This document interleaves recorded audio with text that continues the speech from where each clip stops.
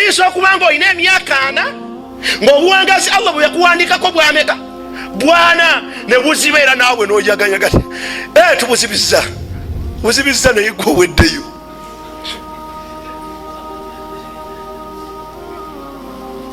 ogenda webakeko saawa eno etambula eti yaktaa min al umur esala ki esala buwangazi.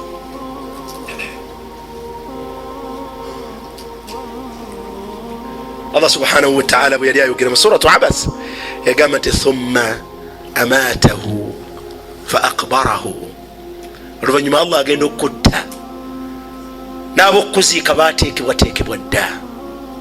thumma idha shaa ansharahu, ekiseera ekyokuzuukiza bwe kiriba kituuse waliyagalira ali kuzuukiza naye kalla lamma yaqdi ma amarahu,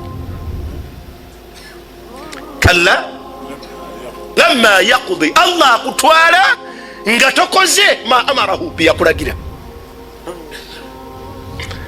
yava mabega falyanzur linsanu ila taamihi, omuntu atunire emmere kyalya mukyere guno gutuva okulya. anna asababna almaa sabba, Allah yasumulula ggulu amazzi negakola kata. thumma shakakna alarda shakka, nayasa ettaka lye omukyere ne gujjayo emituusi. fa ambatna fiha habba, nameza ebimere ebyempeke gwe mukyere.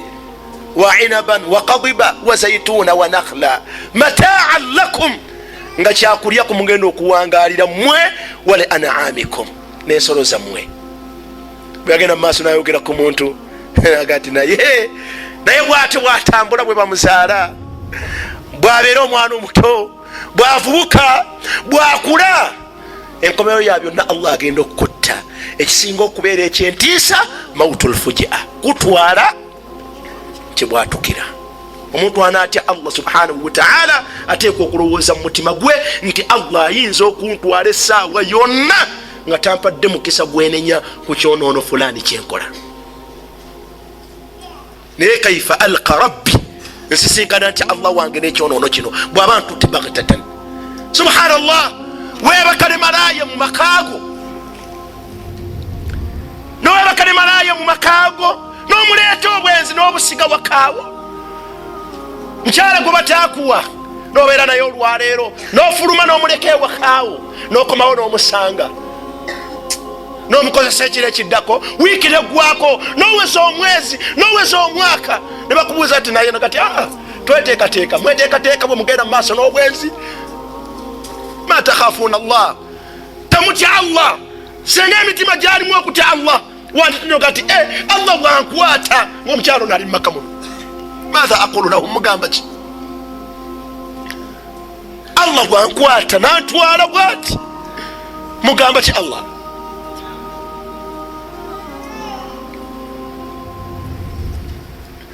ne subhanallah mutmain, tuli batebenkevu. afa aminu makra Allah, afa aminu makra Allah, balaba bali safe ku nteekateeka za Allah. olaba oli safe, yebana anakola ki? anakola ki Allah? talina. naye omuntu anaafuna okutya Allah yakhafu min an yaakhudhahu Allah baghtatan, atya okubeera nti Allah amukwata kivumbagatira nga tamulekeddewo omukisa gumugamba nti ya rabbi tubtu ilaika.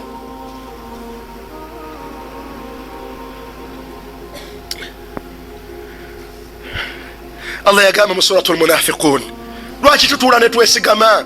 Allah yagamba nti walan yuakhira Allahu nafsan idha jaa ajaluha, okufaako bwe kunaaba kutuuse Allah tajja kulindiriza. wallahu khabirun, nemumanye nti Allah muyitirivu wa bukenkufu bima ta'malun, ku byonna bye mukola. suratul munafiqun aya ya 11.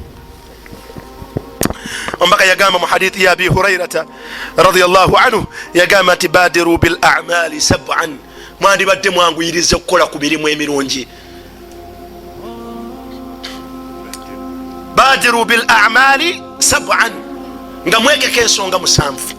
nagamba nti hal tantadhirun, mulindirira illa faqran munsiya, Allah akuwadde ku nsimbi oganya okulongoosa. ma tuzakki wa ma tatasaddaq, ma banaita la masjidan wama aanta yatiman, tosimbye muzikiti, tosaddase, towadde zaka, toyambye miskin, toyambye yatim.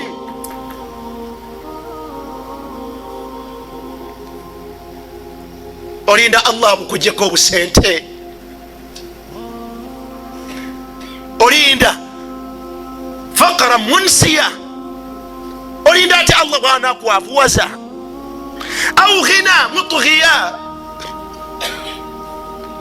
Oba olinda oli munaku oganye okusinza Allah mu bunaku bwo, olinda Allah ate bwali kugulirawo nakuwa obugagga obugenda okufuula ate kiwaji. Kalla inna linsana la yatgha, olwaliro okaaba obunaku naye wandibadde osobola okusaala ku swala. Allah bw'anaakugulirawo ojja kubeera muyitirivu wa bwononefu. Kalla inna linsana la yatgha, bangi abaddu nga bafuuka bakiwaji ku mateeka ga Allah. Arraahu staghna, nga Allah mugaggawazizza. Au maradan mufsida, okyali mulamu la tubaali bitaati llah, olina obulamu obwomubiri, olinda Allah akulwazeeko, akuteeka wansi nga la takdiru tusalli, olinda Allah amale kuteeka wansi bakugamba salli wa anta sahiha, saala kwoli mulamu wa mubiri. Banakuwanika okugulu gwe ng'ofunye accident boda boda kwotambulira, onosaala eswala, onogisaala anti. Olinda Allah akulwaze obulwadde.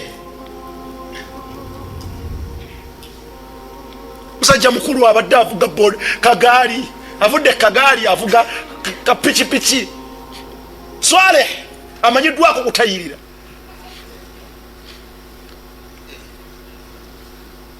Pressure yamukubye, Saidi yonna yasanyaladde, ali awo wansi. Ebyetaago byonna waali wabikolera. Bino tebisoboka kugwe. Oyina immunity kugwe tebisoboka.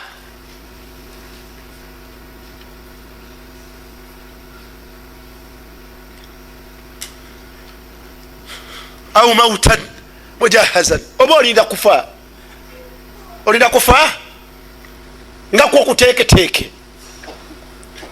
Wallahi ojja kufa kama mata ghairuka, nga abatali gwe bwe baafa. Fajuhizu, ne bateekebwateekebwa mu ssanda ssatu, entumbwe ne zigattibwa ku ntumbwe, ne babatwala okusisinkana eyabatonda Allah tahta thara. Otuuka enkoowe eyali yayingirako mu kyolooni kya Abdul Karim, toilet ya Abdul Karim eyali yagiyingiramu nga terimu kantu konna kago balusa okujjako nga weekalyawo mu toyi. Otuuka mu toilet yino oyagala okusimba olukono, naye genda omulaba enkoowe nga mukoka amuyitamu.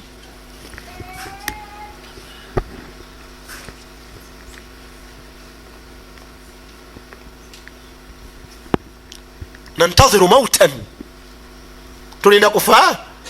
Saufa tujahaz au dajjal, oba olinda kujja ku dajjal.